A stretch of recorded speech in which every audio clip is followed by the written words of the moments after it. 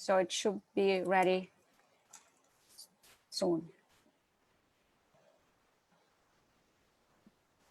Okay, good. It says that it's streaming on Facebook, Roberta.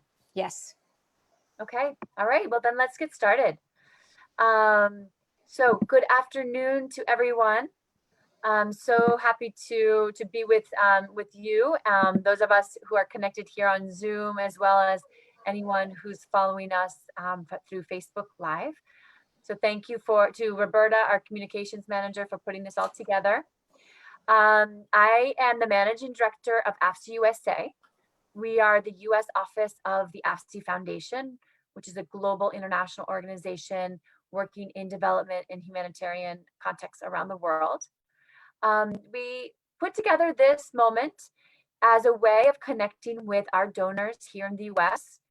Many of us here in the US have been interested in following the Syrian refugee crisis in the Middle East, as well as other issues, other crises in Iraq and in Lebanon and in the whole region.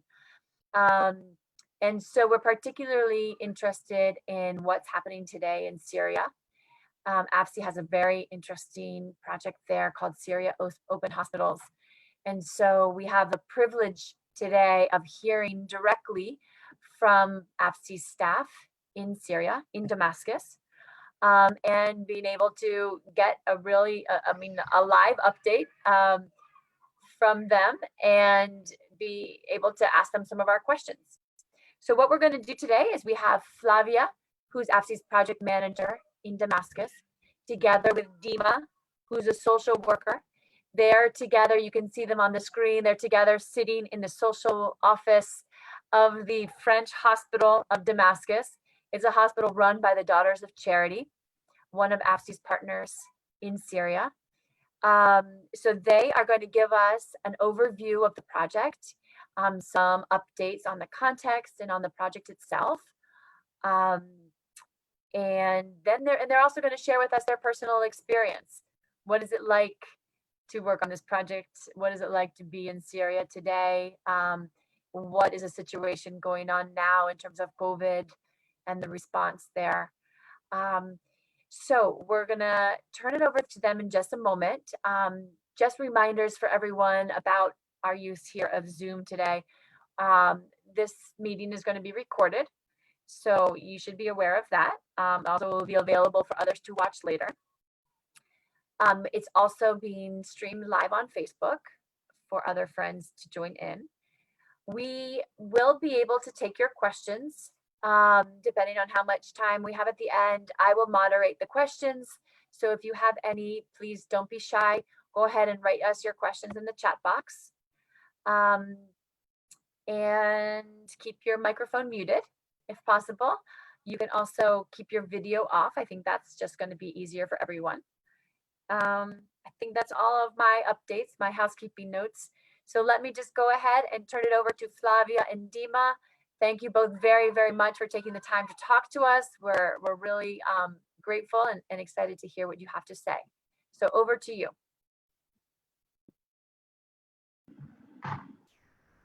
Hello, good morning, everyone. I am Flavia Chevallard. I am the project manager for AVSI for the Open Hospitals project.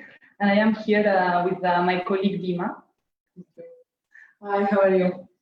As you said, we are in the social office of one of the hospitals of the project. So as a way of introduction, I would like to talk a bit about the situation, the context in Syria now. And so, of course, I will talk a bit about the war. So to understand how we arrived to this point today, I don't want to stop so much in giving details of the war, because I don't think that is the goal of this meeting today. But I think, yeah, as you can see in the presentation, we decided to include some pictures also of the war and the destruction that comes with the war to put a bit our minds in this country now. No? So we are in the 10th year of war in Syria. It's a war very complex, with it has been very complex with many actors, and high intensity war, let's say, that left a lot of destruction, physical destruction, as you can see in these pictures from homes and Aleppo in the last years, but also economic and social destruction. Just to give a few numbers that I think it's very important to keep in mind, we talk about more than 7 million refugees. So this means the people who was obliged to leave the country because of the war, and 6 million of internally displaced people. This is people who also has been obliged to leave their house, but they are still within the country. At the end, it's, I mean, to make it short, half of the population of Syria before the war, approximately 24 million, half of them were obliged to leave their house. So imagine the power of social and economic disruption and destruction that this has. No? And also I would like to mention about the refugees, because now I think it's a very important topic nowadays to speak about refugees, and Syria is one of the major crises in terms of number of refugees. But the majority of the Syrian refugees are not in Europe, for instance, but in Lebanon, in Turkey, and in Jordan, among other countries of the region. So it's the region who is handling the burden of this heavy burden of refugees. So I was saying it's the 10th year of war, and of course the situation now, it's not, even if we don't talk so much about Syria in the news, it's not yet finished. This war didn't end. The war continues. There are areas in the northwest and the northeast that are still under violence. But when it comes to Damascus, where we are now, or when it comes to Aleppo, where we also have one hospital in this project, the main problem now, and it's important to highlight, is the economic situation.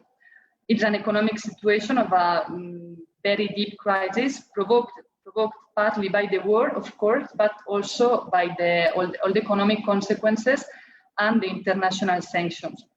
Moreover, in the last month, since October of last year, of 2019, in Lebanon, there is a big financial, political, economical, very complex crisis that is also affecting a lot Syria. So the situation now in Syria is a country still at war, in a deep economic crisis, and on the top of all of this, we are suffering now. Actually, in these last weeks, the numbers are growing a lot.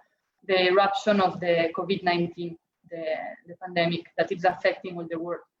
Until a couple of months ago, actually, the number of cases here in Syria was very low, but in the last weeks, it's increasing a lot, which it's very dangerous. It's very worrying, because as you can imagine, the health infrastructure of the country is very weak. I mean, when it comes to the public hospitals, public health centers, more than half are destroyed or partially destroyed. So only half of the hospitals are actually available for the people. And there is a big lack of materials, of equipment, also of medical staff, especially in some areas of the country. So if it was difficult for some countries, but for many countries to fight with this virus, imagine the situation if the virus really expands in this country. It can have a very bad consequence. So this is the situation now, and this is how the project. I mean, these are the reasons why this project is necessary, and it's still necessary now. I would like to explain briefly how this project started, because I think it's a very also beautiful story. So back in 2016, in the middle of the war here in Syria, Cardinal Zenari, who is the apostolic nuncio, so like the Vatican ambassador in Syria, seeing all the problems that there were in the country, wanted to give like a specific sign of support for all the people here. So seeing that the people was not able to receive medical care, partly because the public system was as I said, destroyed or was not able to answer the needs of the people. Or there are also private institutions that with all the economical crisis were not able to function. And so to provide, the people was not able to access the private health centers. So basically it was the initiative of Cardinal Zenari who involved these 3 hospitals. We are working in the French Hospital of Damascus, the Italian Hospital of Damascus, and the French Hospital of Aleppo. And so through these hospitals to provide free medical care for the people that need it. So this is the main goal of the project. And it was really the initiative of Cardinal Zenari seeing the situation here. I want to say that the Cardinal Zenari never left the country. He was in Syria before the war and he stayed all during the war. So it was because he was here, because he never left, that he saw this situation and decided to do something about it. So here we are now. It's been 32 months that the project is ongoing.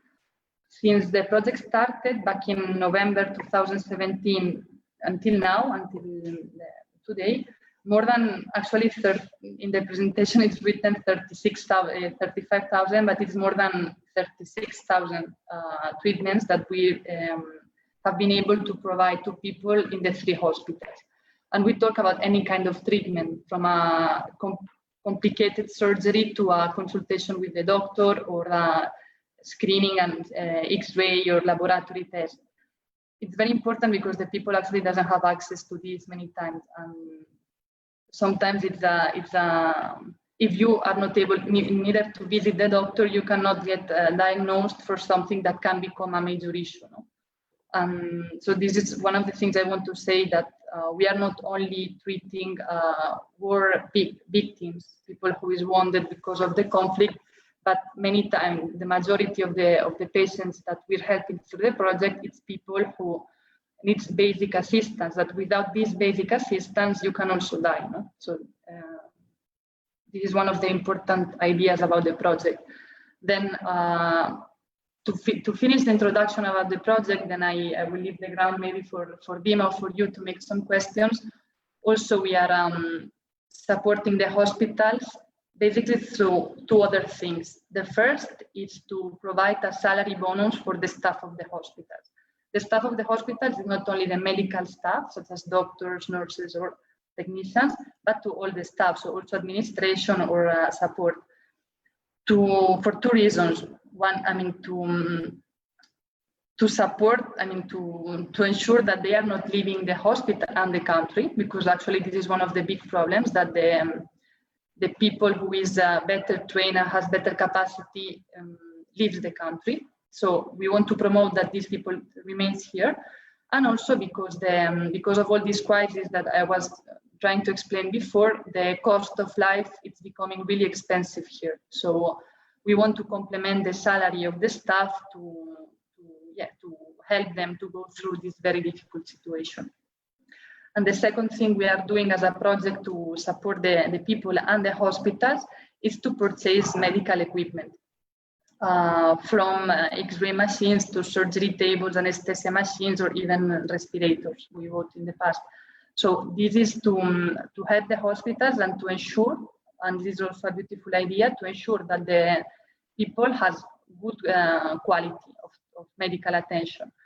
I think it's important. I want to highlight that it's not because people has no resources that they don't deserve the best attention. No? So it's beautiful to see how in these hospitals with good equipment, because the project supported this. It's people, very vulnerable people, very humble people who has access to this. Actually, I remember one visit to this hospital, to the French hospital, when they mentioned this, how it was beautiful that even they were poor people, but they deserved the best, and so they had access to the best medical attention thanks to the project.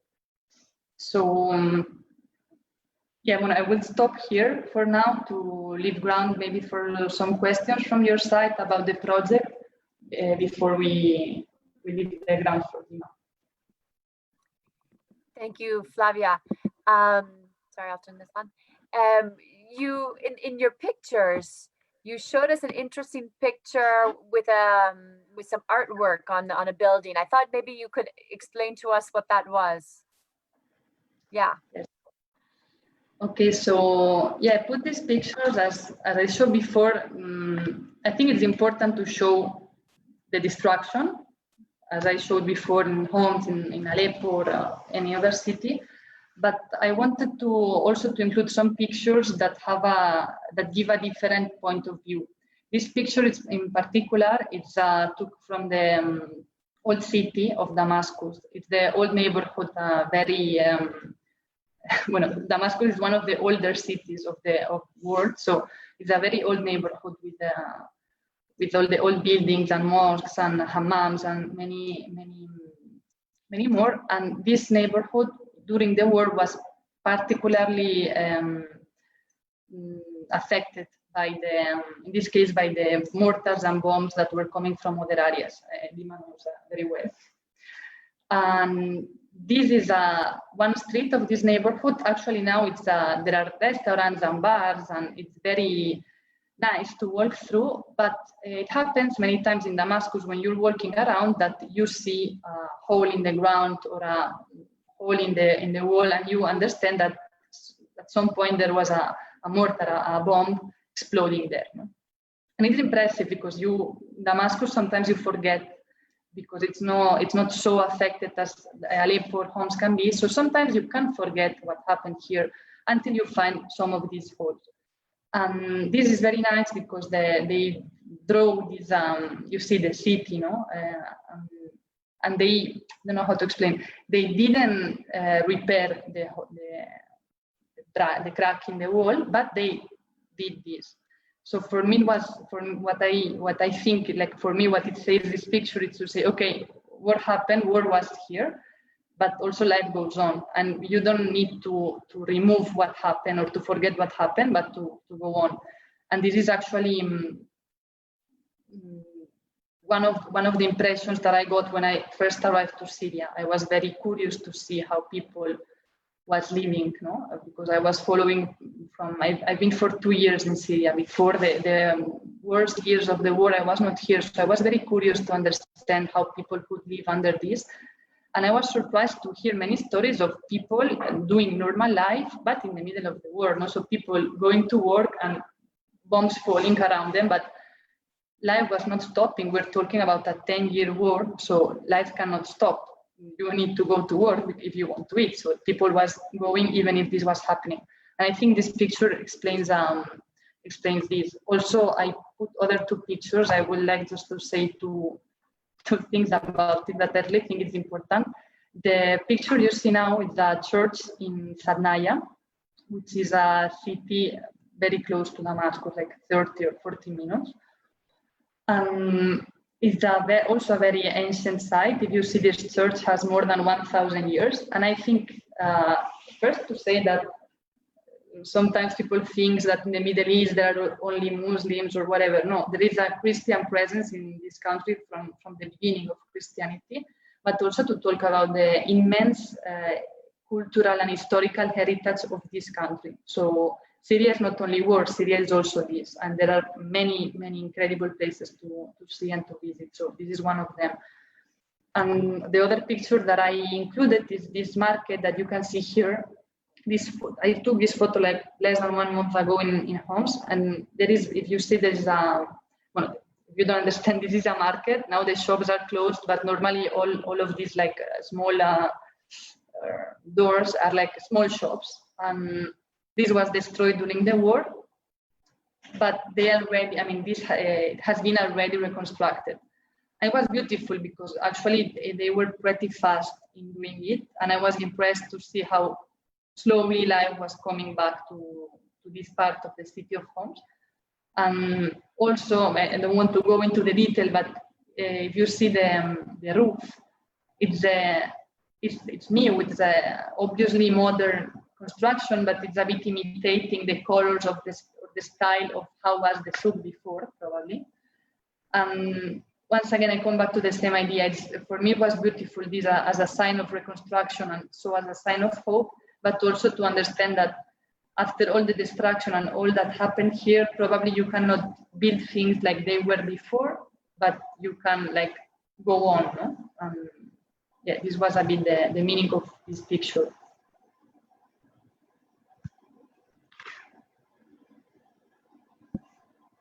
Thank you so much. That was super interesting. Well, let's move on to Dima now. I think that would be great. Hi, I'm Dima in the beginning. I work here as a social worker. I started with them from 3 years ago. When the project started, I started with them. I work in Damascus, Aleppo, and also in French and Italian. I go directly to Italian and French inside the Damascus, and I went to Aleppo for 3 times. I visit the hospital. We can accept people, and we accept people here inside our small rooms. We can see the situation inside Syria. I am Syrian, but I don't know exactly what happened in Syria until I saw these patients.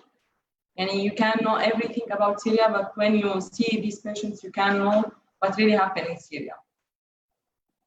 It was difficult in the beginning, but we started to catch the work and to catch everything inside it and to know exactly what we can do and how to help the people.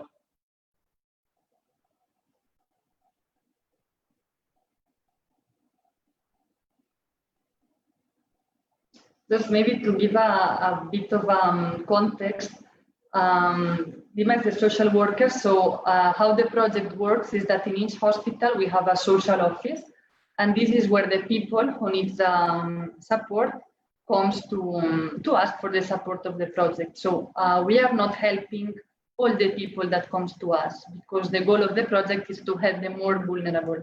So the work of the social officers is to understand their situation and if they have or not another option for getting the medical treatment that is needed. This work is very important, as I said, because we need to make sure that the support arrives to the more vulnerable. It doesn't mean that there is people who doesn't need it. I think especially now in this moment, basically everybody needs. But there is people who need more than others, no? So it's difficult to exactly know which patient need the help. Sometimes you have some mistakes, absolutely. But the mistake when we can't help these really poor people.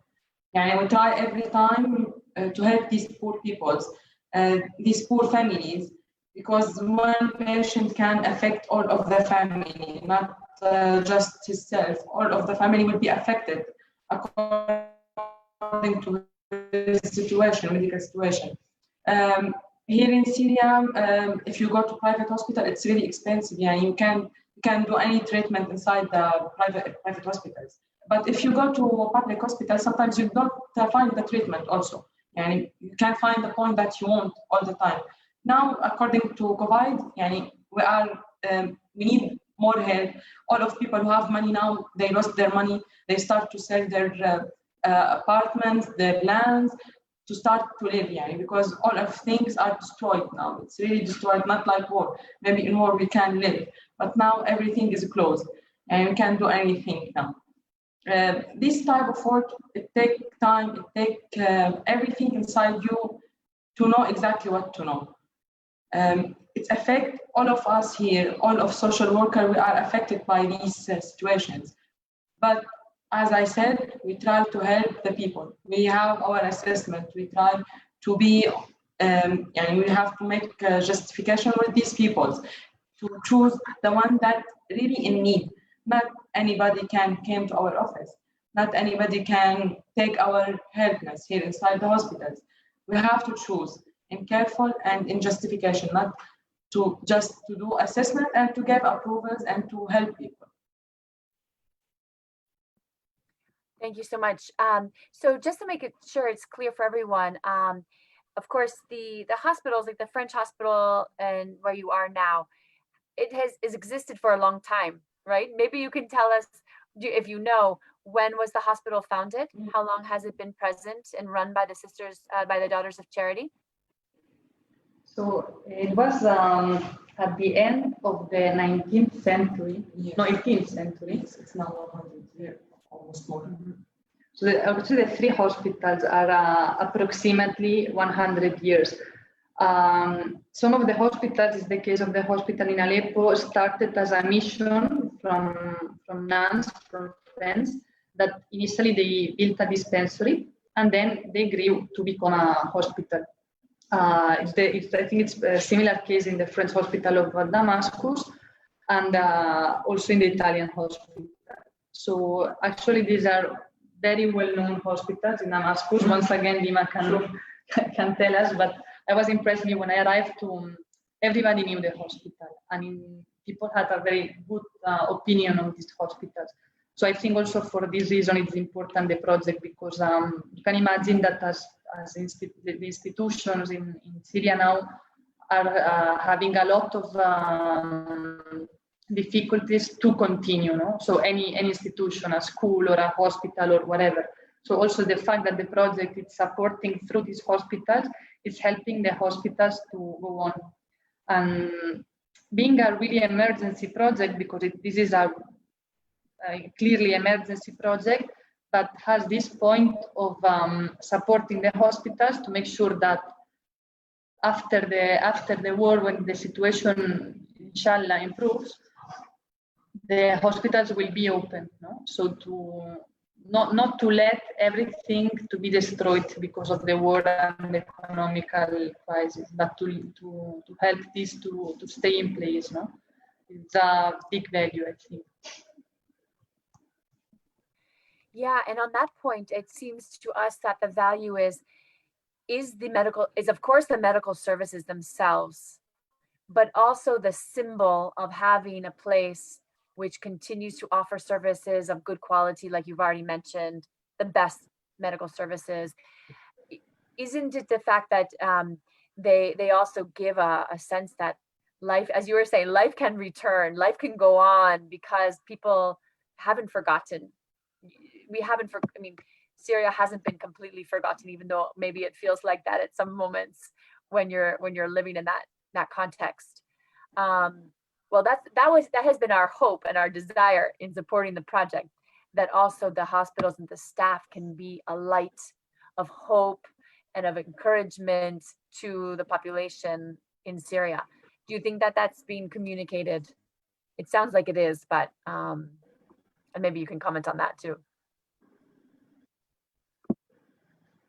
I think, yes, you had a very good point. I just want to say something. Maybe after I will leave Dima to tell us about some patients, because it helps to understand.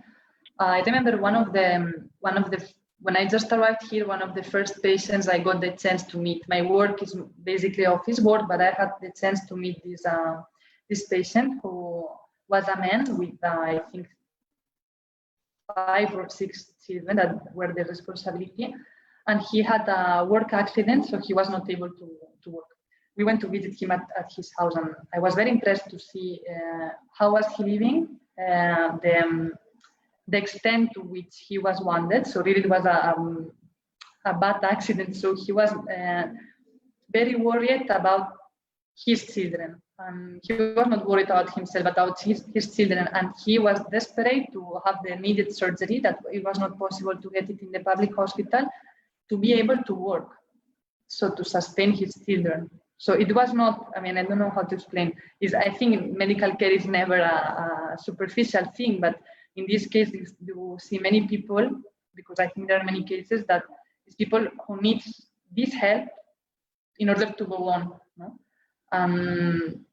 And many times, if the project was not here, I wonder what would happen with these people. No?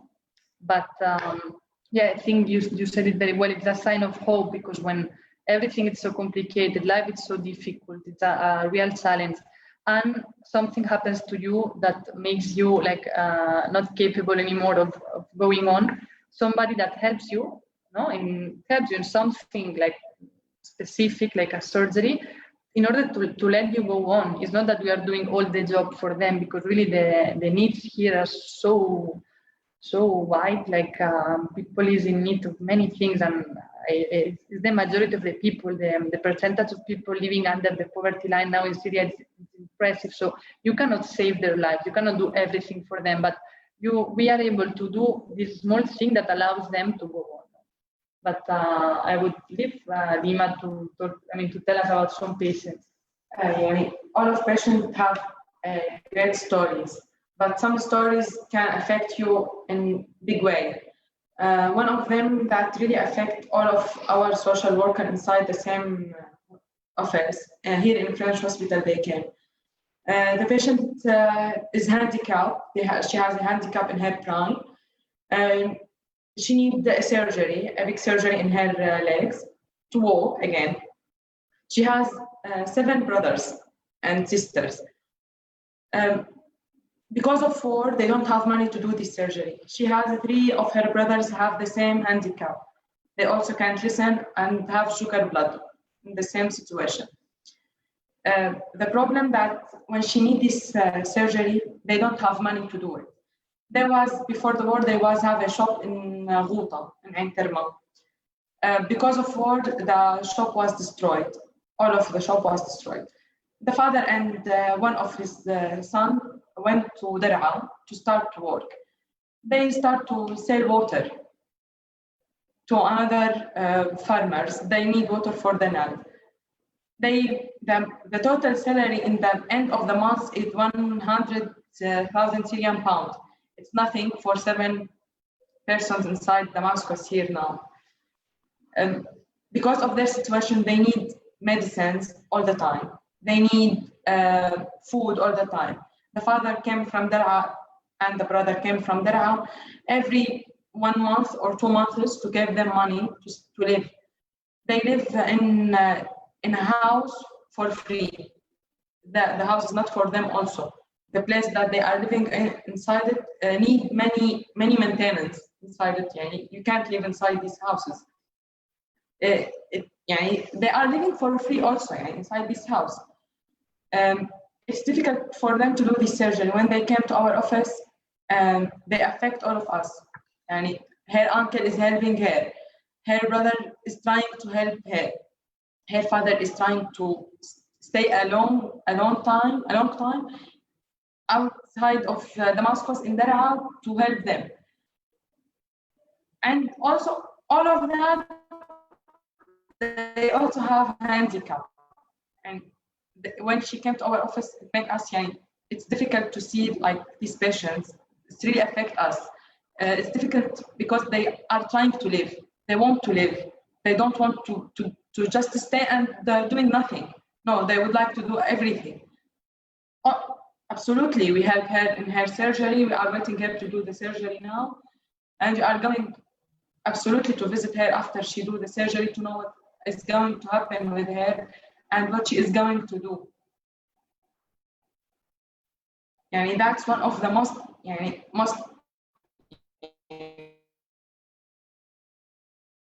difficult situation that we face inside these offices.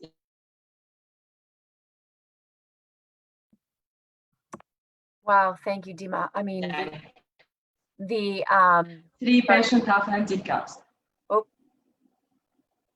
sorry, we had a bit of connection problem, so I thought we lost you for a moment, so I was going to step in. So Dima, how is this woman doing today? Did she receive the surgery yet? Yes, she get the approval. Now she is waiting to do the surgery because sometimes the doctor asks them to stop some medicines, to do some lab exams to know exactly what they need inside the surgery. Maybe she needs some blood. So they are going to do all of these treatments before they go to surgery. I think the surgery will be done next week. Inshallah. Beautiful. So, all I can say is thank you for being there, welcoming these people, reaching them, embracing them for us. We feel far away from the reality that you're living. but very heartened and grateful that you're there and doing that work. So in case anyone listening hasn't understood, the hospitals are old hospitals. They've been there for a long time. They're part of the health system in Syria, and they always have been, or for many years have been, which is a beautiful testament to the congregation of sisters who built them and continue to sustain them. So AVSI's role in the project has been to help create these social offices where the most vulnerable, poor patients can come and be assessed, and then hopefully, those who meet the criteria then are put into the system and receive their medical care for free.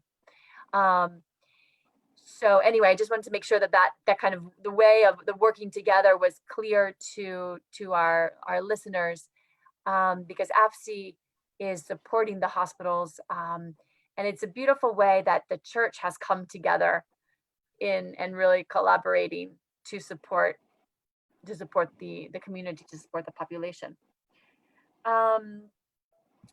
Let's see, anyone who's listening, feel free to enter in with any questions that you have. So go ahead and use the chat box for that. I guess I'm wondering, your life, Dima, in particular, I'm sure is not been easy the past years. And then you find yourself in a job in which you're in front of people living very dramatic situations. What helps you to keep going, Dima, to keep working, to keep positive, hopeful? Maybe there are times in which you feel also like you should abandon your country and find to leave and find a new place to start over. What helps you to stay and to remain committed?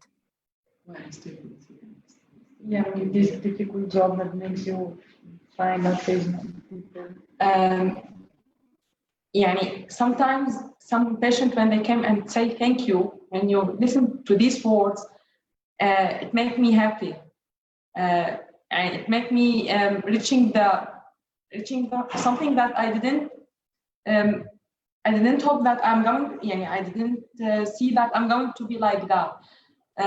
One day I didn't understand that I'm going to be in these situations, but these situations, it's making me stronger. It's making me I love to live. In the beginning, I was no, it's going to end, it's going to finish. But now, no, I prefer to live and to help people. It's difficult. I'm going to repeat that it's difficult to see these patients and to talk to them. It's going to hurt you. But now, when you see their problems, you are going to say, I'm going to do anything to help them. And it's encouraging us now inside the offices. We are trying to help in any type of helping. We are trying to help. Even outside of hospital, we are giving the phone numbers. We are telling them to go to other things, to do another thing. And we are trying to help outside of hospitals. That really encourages us. It's it's making us happy. We was sad. Now we are really happy.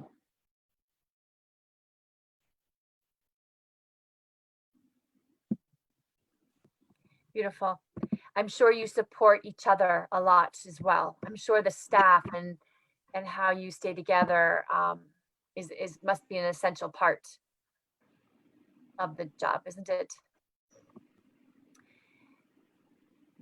How the staff support each other. In the beginning, when we start, we was crying all the time when we see patients and we talk to them. We start to talk to each other when we go to house. We start to share our problems with each other. We are taking our problems to our house even. We start to talk to each other to help each other to finish these problems and these cases that are inside us. We came to here and we start to talk when someone came to us and say thank you. We start to encourage ourselves from this small thank you. Now we start to put our meaning. We start to talk to each other every time, every day. We have an hour every day to discuss everything before we went to our houses to finish that. Yeah, that really helped us here inside the office. Sure, I'm glad. Okay, one question that came from a listener is, across the 3 hospitals, are there ways in which the hospitals leverage resources or somehow work together across the 3 hospitals in the project? Well, it's yeah, in Damascus somehow yes. Aleppo is a bit separated because Aleppo is far away from Damascus. Actually, until a couple of months ago, you needed more than 8 hours, 7 or 8 hours to reach Aleppo. So let's say it's a different universe. But in Damascus, yes, actually they share resources. Some doctors are working in both hospitals, so both doctors and nurses and other staff. And also from the side of the project, I remember when the pandemic started, when they declared the pandemic, there was a small example of collaboration from the project side where we were able to share. We were trying to look for suppliers for materials, for PPE materials like masks and gloves and boots and these kind of items. And it was very complex because we were not able to find. It was we were desperate, making phone calls to see if we're able to find. And actually, in this kind of cases, like we were able to give the contact of some suppliers that had materials to the Italian hospital that was not finding enough suppliers. No? So yeah, there is. I mean, there are different institutions, but yes, there is a collaboration or sharing, and of course through the project also there is collaboration. Maybe some treatments that we cannot, because each hospital has a different capacities, no? Yeah, and offer of treatment. So whenever something is available in one hospital and not in the other, we can refer the patients to tell them, look, in this hospital we cannot help you because we lack this. For instance, the CT scan. No? Yes. So you can send them to the other hospital and support the patient there. So yeah. Beautiful. And I imagine also the social work office, the social office that you've instituted in each of the 3 hospitals, probably you've learned how to manage those hospitals well. I'm sorry, the social office as well. And there's some learning and sharing in the experience of running the social office across the 3 hospitals that you learned from one each experience.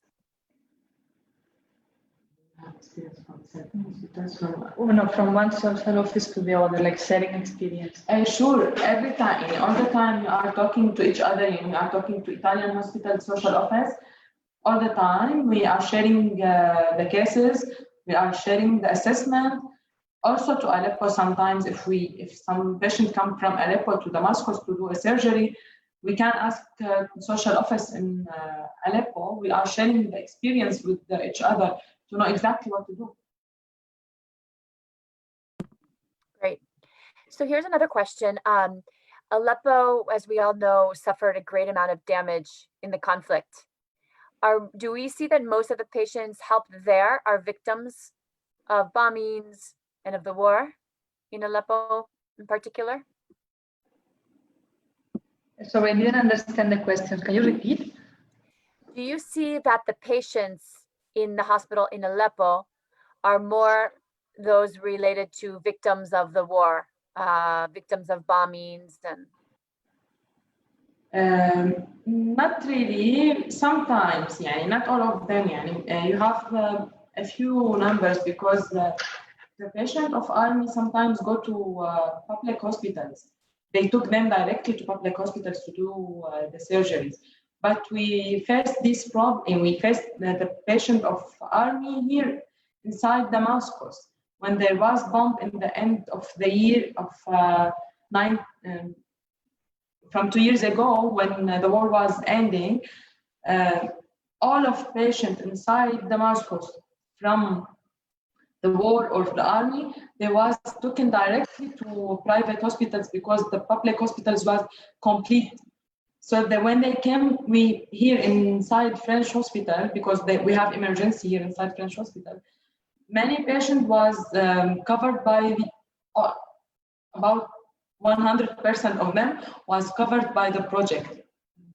It depends on the period. No, we were seeing that now these are there is not open conflict in Damascus and Aleppo, but as Dima is explaining, 2 years ago, it was until April or May of 2017, there were bombs falling every day in Damascus. So of course you had war victims and people who was coming to the French hospital to be cured. I mean, this is part of the project, and also in Aleppo it happened the same. But I was mentioning before that it's not. I think I would like to insist in the idea that war is not only bombs, which is part of it, of course, and we as project we have these people, but war is also the old lady who is alone because her sons died and is not able to buy the medicines because she doesn't have money. No, so the project is supporting a lot of people in these situations because war is also poverty and this kind of desperation, not only violence, like that direct violence. Thank you. That was very clear. So let's just talk another minute about COVID, about the pandemic. How prepared do you feel like the hospitals are? Are the hospitals already seeing an increase in patients? What's the status now today in your hospitals? Okay, so COVID. What is the situation now? So now we talk about around 430 today cases of COVID in total in the country. This is, of course, it may appear as a very low number because it is when compared to the number in the States or in Italy or in Spain, for instance. But it has to be mentioned that the capacity, the testing capacity in Syria is very low. So the number of tests that are being done, it's very low. So probably the number is much higher. We really don't know. So this is the first thing. Then the number of cases is increasing very rapidly, like until 20, 25, 30 cases. These are the test cases. So you can imagine that maybe there are twice this number. The problem is that as I said, the health sector, the public one, is half destroyed and not able to cope with this. When I say that the testing capacity is low, this is also a weakness of the health system, no? That there is not a network of laboratories able to prevent and control the expansion of a virus like it's happening now. In our hospitals, in total, we have 24 ventilators, if I'm not wrong. In general, the number of ventilators in Syria is very low. In some parts, I think it was in the northeast, it's a ridiculous number. So, of course, if the virus expands, it's not enough to support the people. Now we received a donation from the Pope, actually, that donated 10 ventilators for the hospitals in Syria that will arrive soon, we hope, to reinforce the capacity of our hospitals. So, yeah, part of it is to be able to treat the patients, but part of it actually is to be protected, no? So to have enough protection materials as masks and gloves and so on, to avoid that the hospitals become a center for the expansion of the virus, because actually this happened in many countries, no? That the virus entered the hospitals and from the hospitals expanded in the countries. So this is what we want to avoid, and we are also trying to support the hospitals through the purchase of this kind of materials. Yeah, we will see what happens. In general, I would say that there are efforts, especially in the last weeks, there are efforts being made to stop the virus.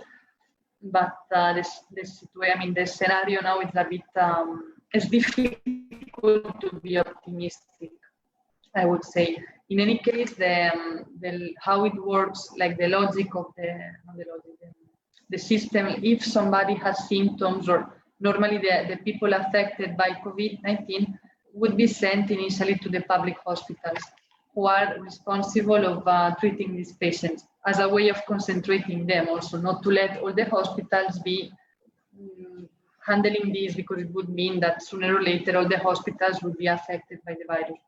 So normally, we are not going to receive, at least on the first stage, patients with COVID-19. They will be referred to the public hospitals, but that's why we are helping the hospitals to be prepared, so to avoid the expansion of the virus.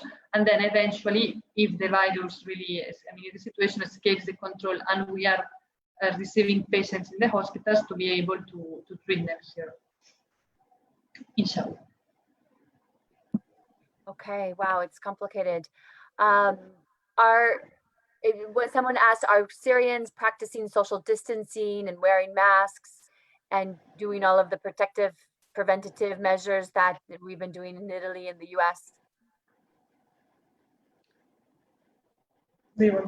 Yes.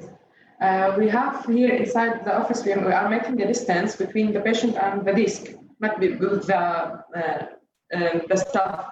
In the beginning, with the desk, to be far away, not to be close to the desk. And all of the social workers are putting masks inside the office. We can't remove the mask until the patient is outside. We have everything to be not included in COVID. We don't want to have COVID now inside the social office.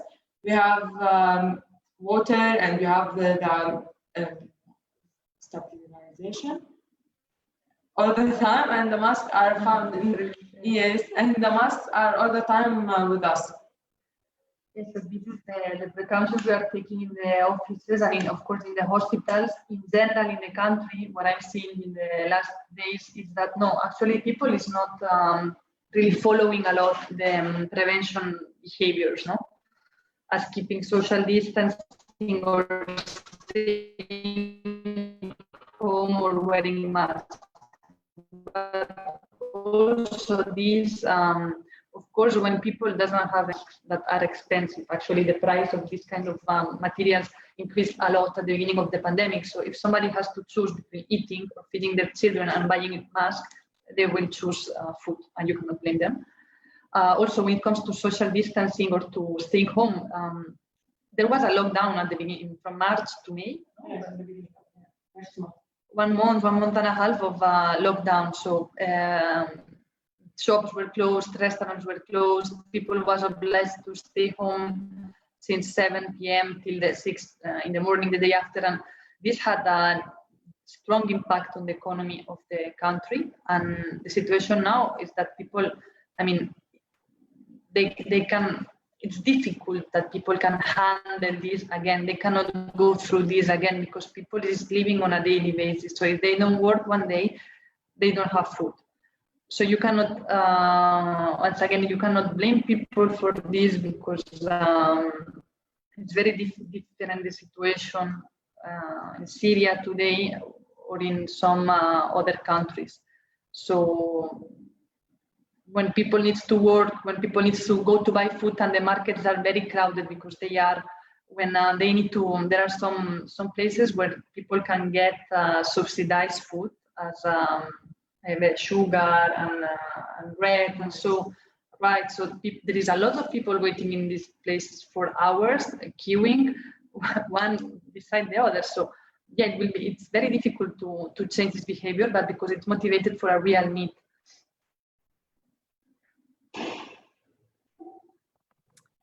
Wow. Yeah, we think it's hard to maintain those practices here, but you're reminding us of how difficult it is in other contexts like that. Well, Flavia and Dima, thank you so much. I think we'll end here. But this has been extremely valuable for us. We really do hope that you know that we value your work. We will share your story with our friends and our family and our other contacts and donors. Even if it's a small amount and a small number of us, please, we really do want you to know that we are with you. We appreciate what you're doing, and we're here to help more if we can, and if there are any specific needs that you come up against. But really, it was very beautiful for us to have this connection with you. We hope we can do it again, and we thank you so much for your work and for your time today. So on behalf from everyone else who's listening and who will listen, we send you our greeting, and I hope this isn't the last time that we get to speak. So have a good night. Thank you all. Sorry, can I just ask what funding is needed? Sure, okay. What funding is needed for the hospitals, for the project? What can you say about that, Flavia? Resources. Yes, sure. We have, so normally, I didn't say this before, normally the project was planned to be from the year 2017 to 2020. Because when the project started, the idea was that by 2020, the situation would have improved, which didn't happen because of all this economic crisis. So we actually are planning to extend the project all through 2021, which means that, we need more donations. We have a pool of donors that are contributing from private, even governments, but mostly private institutions and individual people who is donating for this project. So the donations are open. We're still looking for donors in order to be able to go through 2021. And the goal is to reach, to reach more than 50,000 people through the project. So sure, now we are basically concentrating in the treatments for the patients. So not anymore in the equipment or other parts of the project, but in the treatments. And the pool of donors is open to accept all the donations that may arrive and will help us to reach this goal. Yeah, and so thank you, Flavia. And I'll add that as AVSI USA, we have an open campaign for open hospitals that you can donate through our website, which is avsi-usa.org. And in terms of updated numbers on the project budget and what we need, we will put that up on our website at some point soon, and you can also reach out to us to learn a little bit more. As you can imagine, it's a complicated project budget because it's an ongoing needs and always being readjusted. But yes, we have those figures, and we're happy to talk with anyone who's willing to and interested in working with us to fill those gaps. So we will make this recording available to those who participated. You can always reach out to us through our website to get on new newsletter email list if you aren't already, and ask any other questions. Roberta wanted me to remind you that on our Facebook page where this will be posted, you can also ask other follow-up questions there, and she will be very diligent in responding to your questions on Facebook. But really, we're quite open and accessible for any other follow-up questions or ideas you might have. So thank you all. Goodbye. Thank you.